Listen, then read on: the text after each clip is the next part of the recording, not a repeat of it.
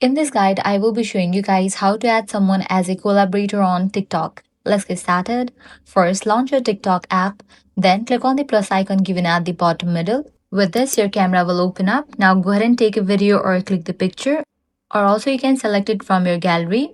Once you have selected the picture or the video, now you can edit it. At the right corner, you're gonna find different features of TikTok. You are able to add filters, effects, stickers, templates. Once you are done with the editing part, click on next. Now here you can give a title to your video. Then search for the username of the person you want to collaborate with and tap on their profile. After selecting them, tap send invite and then post your video normally. Once the other person accepts your invitation, the video will automatically appear on both of your profiles. Likes, comments and views will also be shared between both accounts. Just make sure the other account is public and has collaboration features enabled.